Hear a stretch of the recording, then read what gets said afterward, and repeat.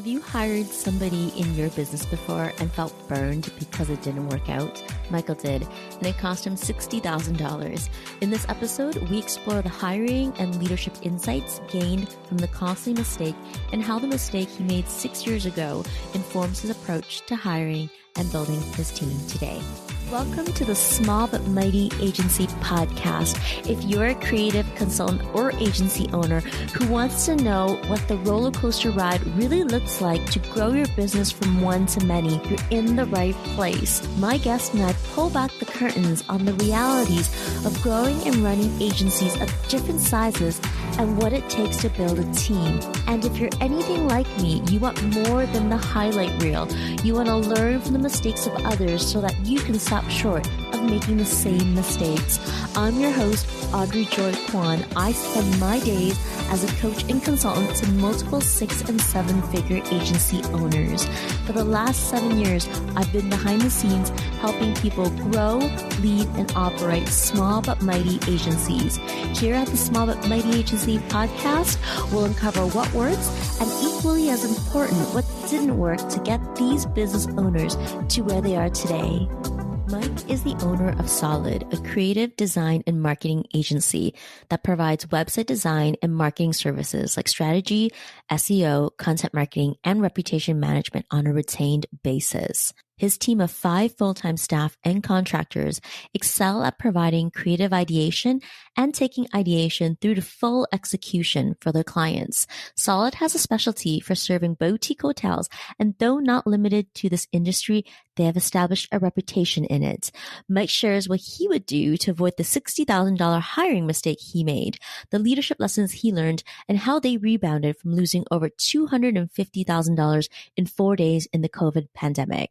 Hi, Mike. It's so good to have you here.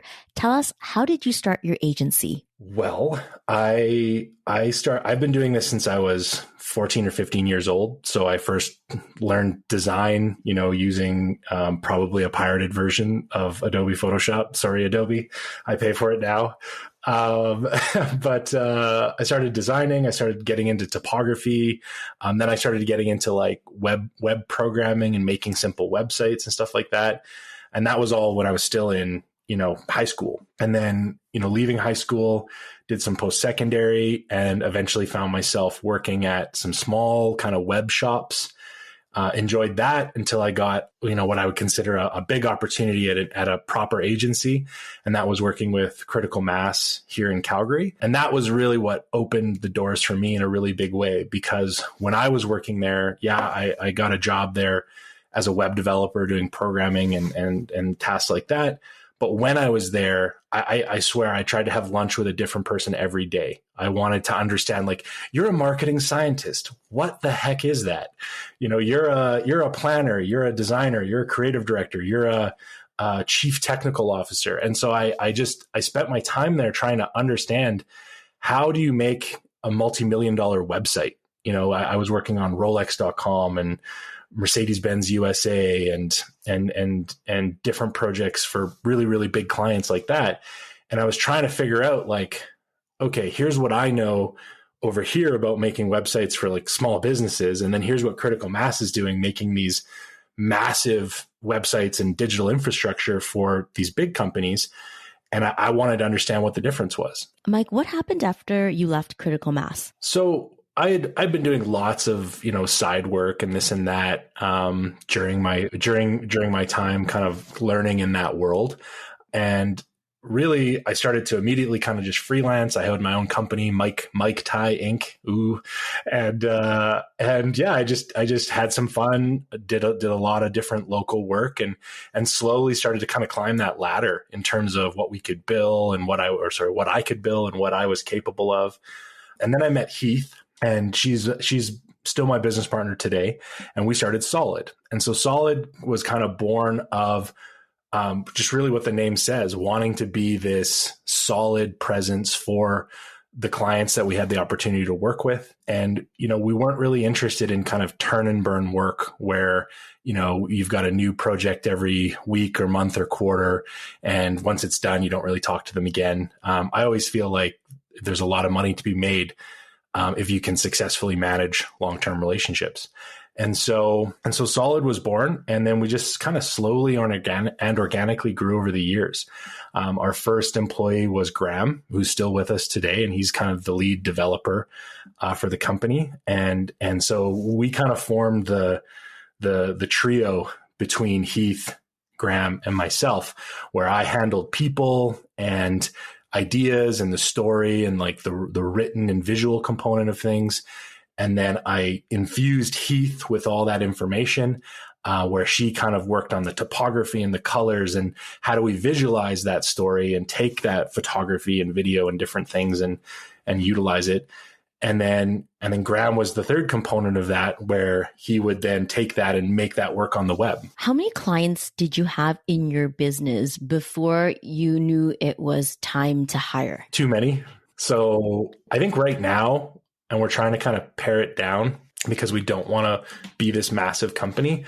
Right now, we manage like 77 or so websites with a team of 5. And so then at the time, I think we had like 20 or 30 around the time that we hired Graham. And a lot of those clients were kind of like a la carte, or, they would call us and we would bill hourly when they needed stuff. And we didn't have a lot of a focus on having like let's say a retainer business where we have a certain like minimum billings coming from that client every year. When did your retained business come into play? So retained business came into play probably around 5 years ago.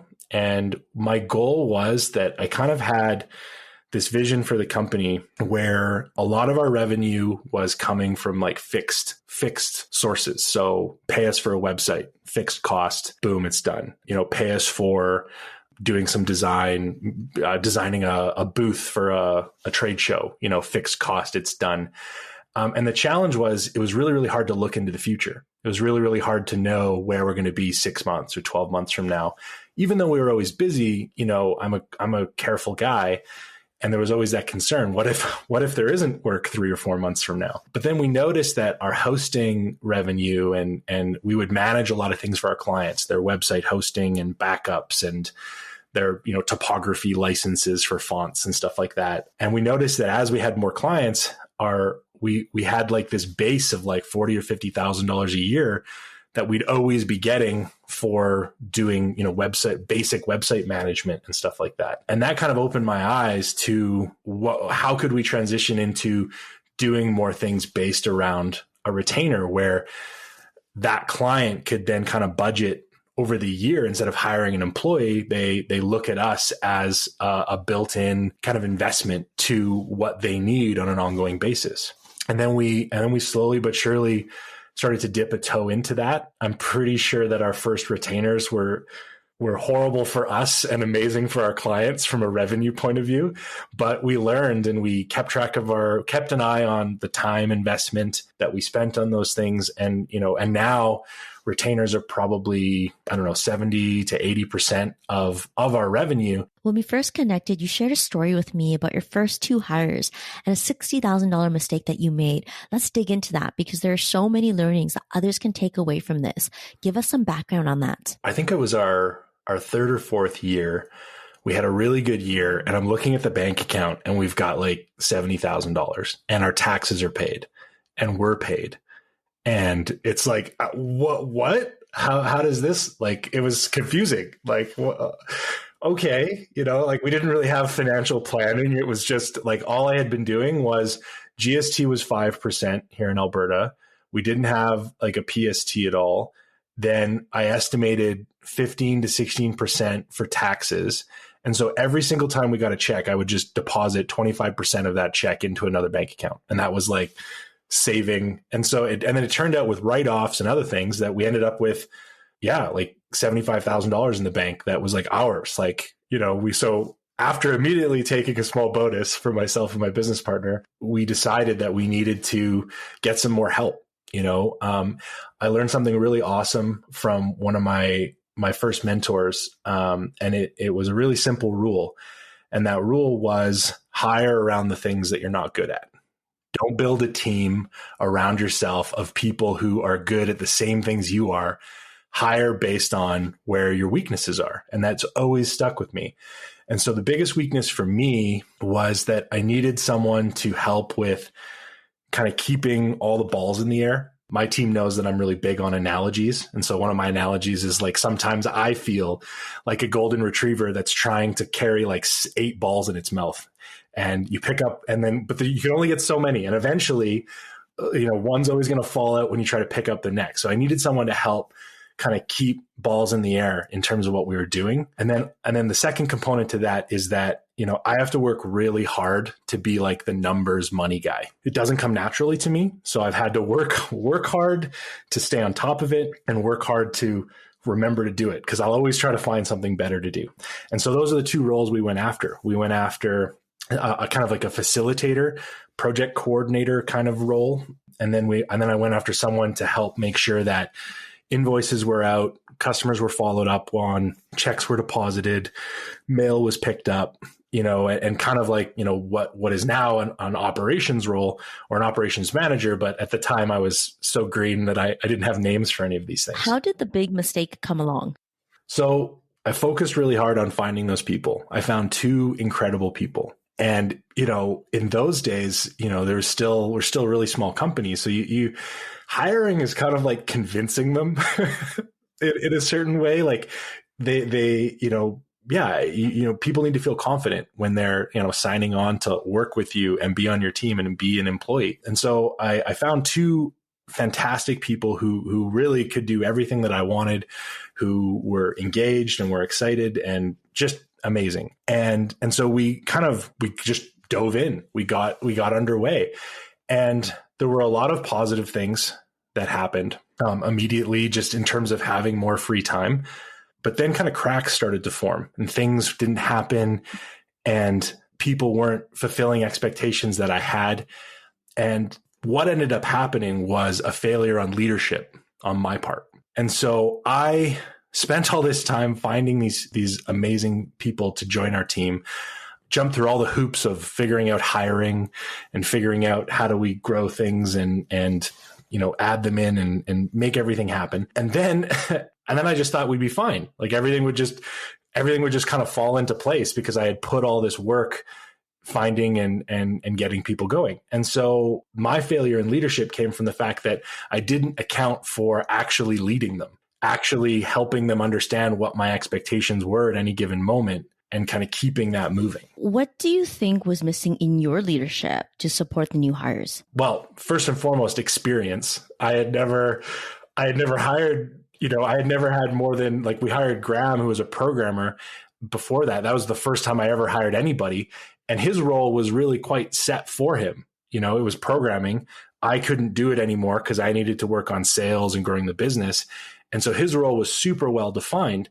But the operations role and the coordination role, they were incredibly challenging because they were kind of woven in with stuff that I was already doing. And so it wasn't this clear, like giving someone a book, here you go, now go and succeed. They had to interact with me on a day-to-day basis. And I had to pull apart the way that I was doing stuff before to make sure that I could set them up for success. And that's really where things fell apart, as I just had no experience with doing that. I didn't do a great job of it. And then they started to kind of get frustrated because there was just conflict that no one could quite put a finger on where it was coming from. And it really ultimately came down from the fact that I didn't take the time to look at their roles and help them define their roles as they actually were working within the business. And then everything kind of blew up in my face. Do you feel that in hindsight, looking back, that having a organizational chart would have helped so that you could better define the roles and know how to step out of your role? Absolutely. Like that's one of the things. There's probably many things that would have made the difference. But I think, even just having a really detailed job description, in my experience, like a job description was like some weird thing they did in corporate, but they're actually really handy, it turns out.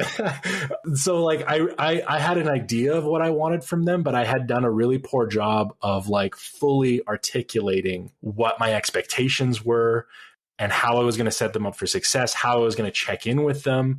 And I was a really green leader. I had a lot of desire to be a great person to work with, a great boss, I suppose you could say. But looking back on it now, I had no idea what I was doing. And what's changed since then? That was 10 years ago, 5 years ago? Probably like 7 or 8 years ago, maybe. Yeah.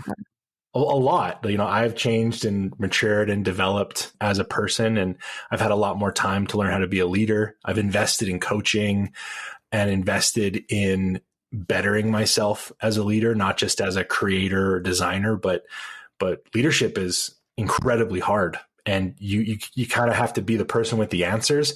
And if you don't have the answers, you have to be the person who communicates that you don't have them and engages the team to try to solve problems. And so now I look upon it, and if I could redo it, I would have a better definition of what their expectations were. I would spend more time with them, walking them through like the way I did things, and then allowing them to bring their own experience into kind of the melting pot of this growing business at the time. And I just did none of those things. I just kind of assumed, and those assumptions cost me a lot of money.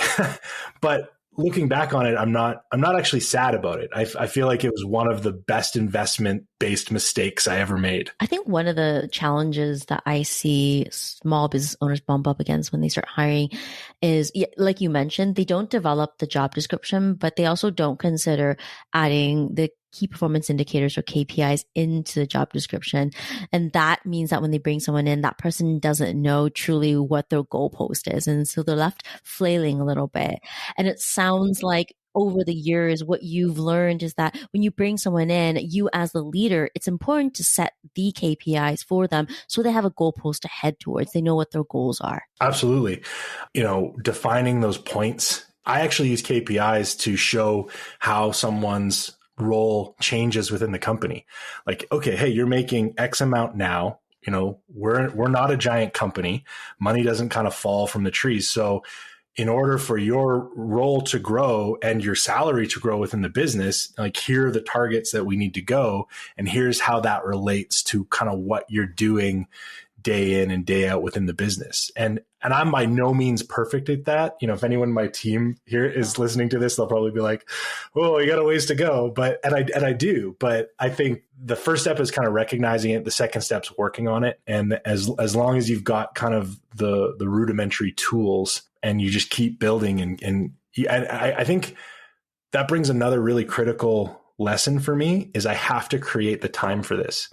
I think the biggest mistake overall, if there was one, was that I didn't create additional time for myself to manage my people. I thought that I would be able to hire and they'd just kind of fall in line and everything would be fine. And I would just have this abundance of time. Mm-hmm. But the reality is that, I'm going to save time. I'm going to have more time to focus on other things. But if I don't create time to set my team up for success, to spend time with them, then you're just waiting for everything to explode in your face. Most business owners I know move at the speed of light. They're go, go, go. And the idea of slowing down to train people isn't instinctual. There's almost an expectation that people can naturally jump in and take off in the role. I think that while great team members are able to anticipate needs, training is not a nice to have, but a must have for someone to excel. Mike, tell me what happened to those first two hires. Oh, by the summer they were gone. So the person who came in to help kind of coordinate and facilitate, keep those balls in the air, she was kind of gone within like 3 or 4 months. And you know what? She was incredible, tenacious, such an privilege to work with her. I'm surprised she didn't leave sooner. Like looking back upon it now. And so I was super sad, and I was really angry too when that happened. And I look back on it now and I know that it was 100% a situation of my doing.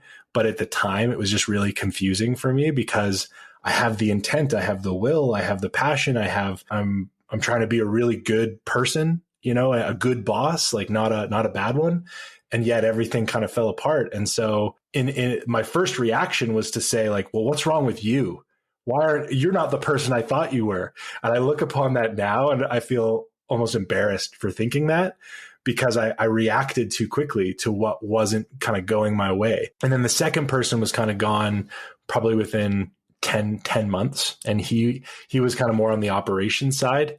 And so I really kind of came to count on like having checks deposited and having all this stuff and like invoices sent out, but we just weren't gelling. And I think that the first person leaving and the failure from that really kind of upset me in a way that I wasn't almost mature enough to deal with at the time.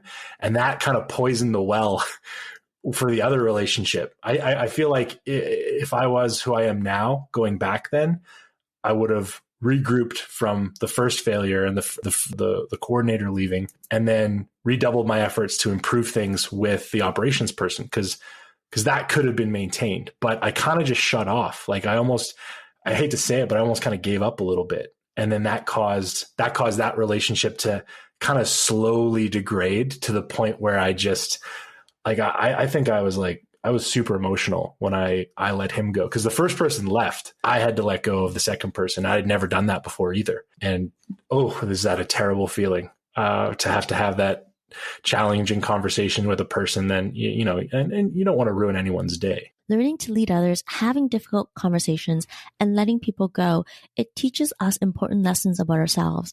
And the best leaders are the ones who are able to see their own weaknesses and grow from there. Flash forward to now. Tell us how you hire and train your team members. Okay, so the first goal is to define the outcome. I want to know, okay, we need a role. You know, right now we're thinking about hiring a full-time writer, because we have to do enough writing that it kind of makes sense to kind of bring someone in for that role. And so it's not the old me would have just been like, okay, let's go find that perfect person, and let's go find that fit where they just kind of dock in and we don't look back. So that's the overly optimistic side of me. But the first goal is to pause and to actually really reflect on, is this what we actually need?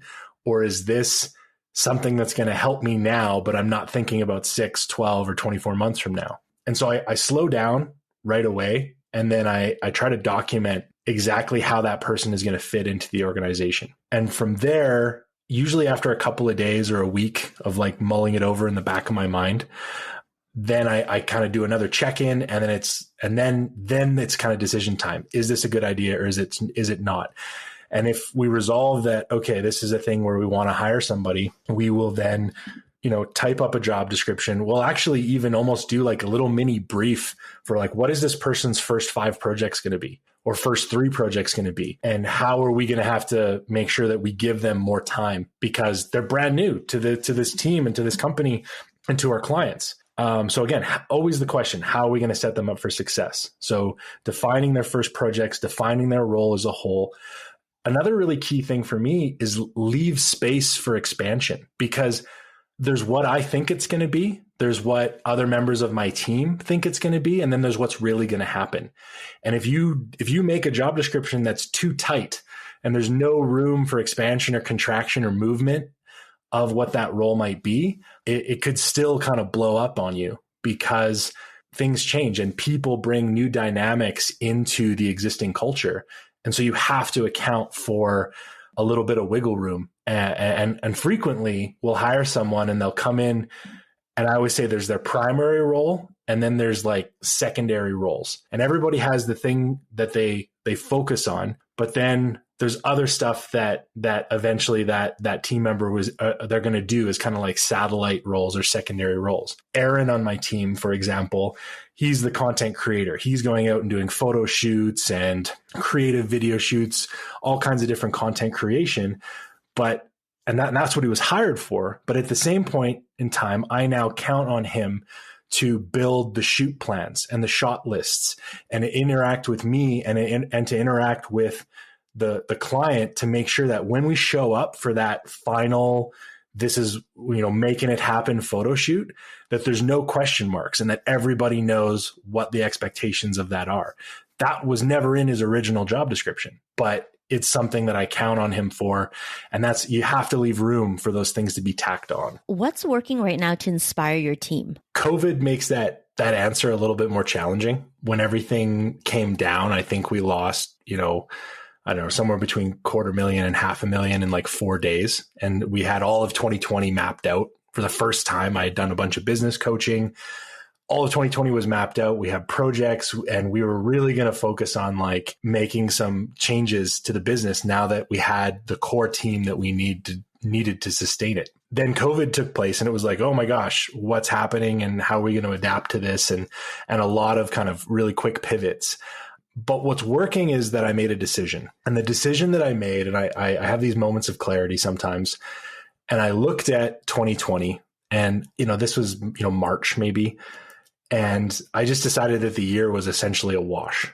Not from like a work point of view or a team point of view, but I knew that it was going to be a struggle. And I knew that that anything that I was walking into 2020 expecting probably wasn't going to happen the way that I had envisioned it. And that there's going to be some other bumps along the road, summer, fall, winter, that kind of thing. And so I just decided to prioritize all of our energy within the business to mental health, to be happy, to be stable, and to have feelings of kind of security.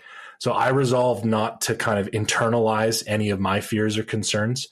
We turned into almost like a little council, and every day we met and we talked about the work that we were doing. We went back to the basics, and we just focused on coming through the year not totally overwhelmed. And because I knew that, especially like we just had a team member, Aaron, who had our first like company baby, a beautiful boy named Nolan. And so Aaron here, he's, loves what he does with us, but now he's got a family, and we had other people who with family challenges and mobility challenges and all kinds of different things that COVID kind of stirred up. And so I knew that everyone on the team was probably going to in some way have less bandwidth because of the uncertainty kind of circling around. And so we kind of took it easy. Instead of putting our foot on the gas, we kind of eased up a little bit. We focused on taking care of the clients that we had. We didn't have a big focus on sales, although we did, sell that year. We just weren't out there looking for it. We relied more on our referral pipeline. And then we focused again on the clients that we had. How do we serve them? How do we get resources in front of them? How do we help them if they were either struggling to keep up with, having to pivot to delivery? That was some of them. Others, like some of our hotel clients, went from, 10% vacancy or 5% vacancy to 95% vacancy. And so, we actually preempted talks with a lot of the clients that were negatively impacted by COVID by drastically reducing our fees. But we came to them. So we came to them and said, here's our proposition. We know that you're suffering. And if you're suffering, we're suffering, because I'm not in this relationship for 2020. I'm in this relationship for 2020 to 2026. And so a lot of those clients really appreciated that. And we're like the only vendor left standing with some of our clients because of how we approach that. Those I think would be the biggest successes for me. I also want to know what isn't working with your team right now. Oof, I love to talk about what's not working. So the team dynamic has changed. I was thinking about that this weekend. And a lot of my spare moments is looking at how our team dynamics have changed. Some in certain ways for the better, trusting one another to get certain jobs done and whatnot, but in certain ways for the worse. Collaboration is more challenging when everything's always remote. There's something about getting some people together to work on a problem or talk or have a drink and do some strategy or have some pizza together at the office and try to crack a problem or to think abstractly. It's weird when you're always in the same environment, and that environment, because it's your house, it never changes. And so really like the conversations that you have change and the people that you see on your computer monitor might change. But at the same time, you're always in a place that has like, that kind of feels the same. It's like a neutral energy. And I feel like you need to have a broader sense of experience when you're creating and when a team like ours, does its best work. And so we have to work a little harder to get our best work. But then also people kind of subtly change when all they do is stay at home. And so those are some of my worries, where I want to make sure that I can try to set things up in a great way or try to help the team dynamic be maintained. And then also when things start to open up and when we look at returning to an office environment, what does that look like? Currently, it's a blended model for me. So, maybe 2 or 3 days at the office or 2 or 3 days at home. So like 2 and 2 with one that's your choice or something like that we've been working on, because there's something nice about being able to just put your head down and do the work and not have to worry about it being interrupted or people needing to talk to you. And you can control that when you're at home. But you also need to be around people, I think, in terms of, growing as a person. So that's one of the big challenges that we've faced. And I think like, okay, the dirty challenge, or like the one that makes me feel truly uncomfortable talking about, is our struggle right now is a battle with consistency. I've always said to my team that whatever you do it consistently. I've worked for amazing companies before I started my own, and they always, the secret to them being amazing was that they consistently were amazing. I've also worked for some pretty crap companies in the past, but you want to know what? They were consistently bad. And as long as you can maintain consistency, I think you'll always have an audience, even, good or bad. Mike, what isn't consistent right now? So the consistency just comes to being spread a little bit thin.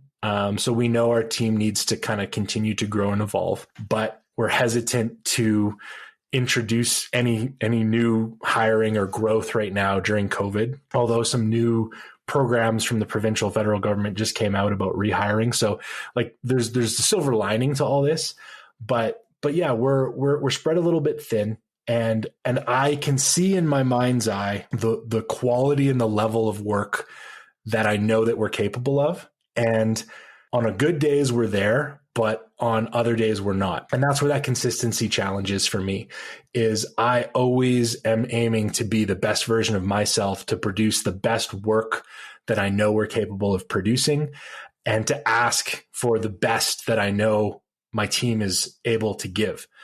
And it's not where I know it can be. And so the challenge for me is, how do I get objectivity about this? Because it's a lot of little small finicky things. It's not just like one dragon that I have to go fight. It's 100 little ones.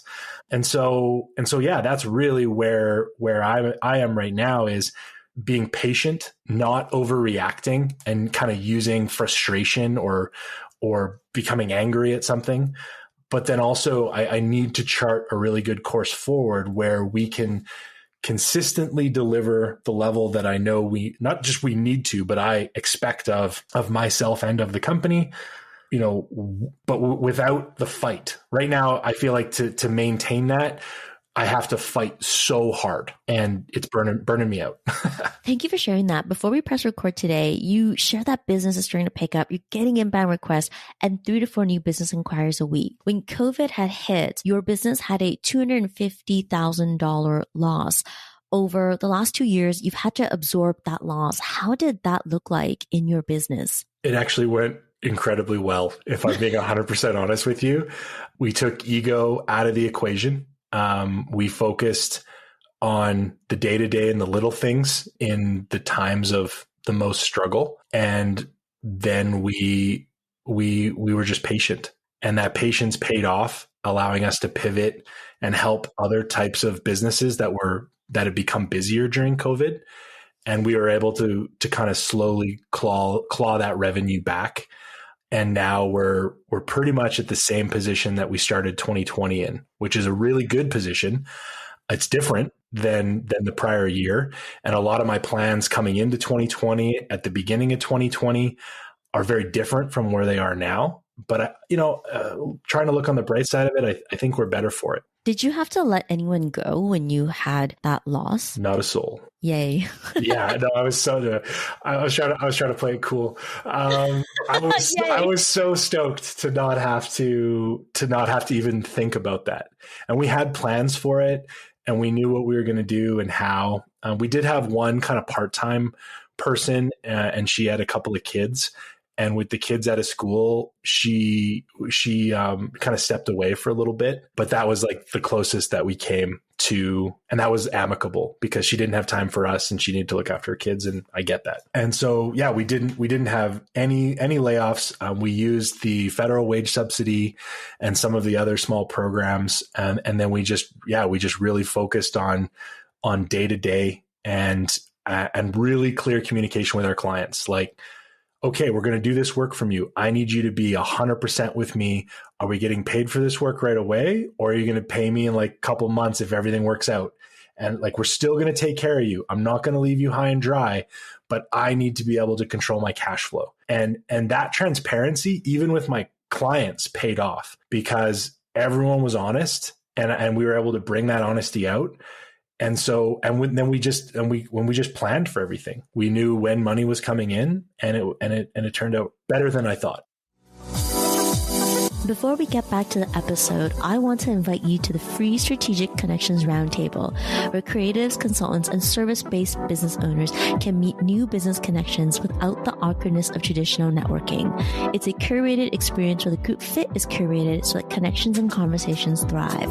That means that every month, a Strategic Connections Roundtable will bring together a group of service-based business owners in similar stages of business who can benefit from knowing each other so that you can make connections easier, share what your business offers, discover new resources, and have an opportunity to mastermind a challenge. Save your free seat at audreyjoyquan.com/strategic-connections-roundtable. Above all, I care about genuine connections and authentic relationships in business.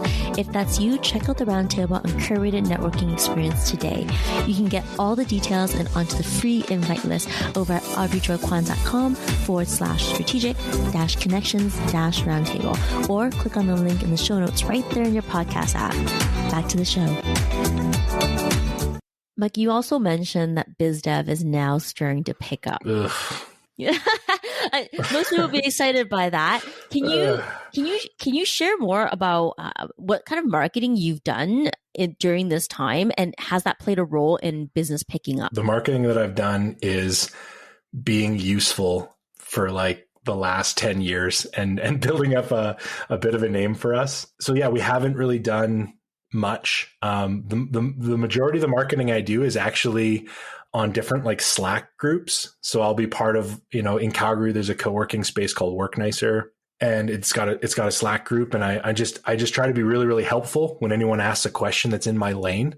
And then that kind of makes me known to people. And then a lot of times those people, out of appreciation or memory or whatever, will just kind of send something my way. And frequently they end up to be, great relationships and great opportunities. So I do that in a few different areas, and I just try to help.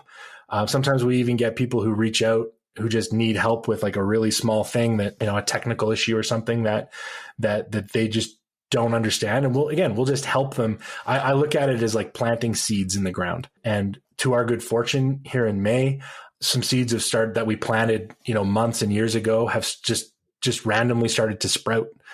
And that has brought some new opportunities our way, but that's the majority. I think that biz dev has changed and will remain changed for some time because people are really risk adverse right now. And so they're leaning into their networks and like asking friends and colleagues, like, who do you know that can do this or do that? Or this is my problem. Who should I talk to? And I just feel super fortunate that a lot of the times someone will say, hey, you should go talk to Mike and his team over at Solid. It's thrilling to get to that point. I appreciate you sharing your organic marketing strategy. Mike, can you tell us what keeps you inspired and at your best? Lately, it's been making sure that I get a lot of sleep. I watched a couple of videos on the importance of sleep. I think I read a book called Sleep or something similar to that. And I realized that I'm like a night owl. I love to stay up late and like think deep thoughts and like sit outside or go for a drive or just me. It's kind of like my alone time. My wife calls it Mike time. And I still do those things, but getting lots of sleep has allowed me to show up as the person that I want to be more consistently than anything else that I've done. And as long as I get sleep and a little bit of physical activity, things are pretty good. we're really choosy about who our clients are. So we don't have a lot of clients that are like energy vampires or anything like that. And so, sleep and consistency and just kind of being there every day with the team is kind of been what's keeping me going of late. Nice. I'm the opposite of you. I am a morning person. I do my best thinking at like 6 a.m. You're my hero. I want to be like you.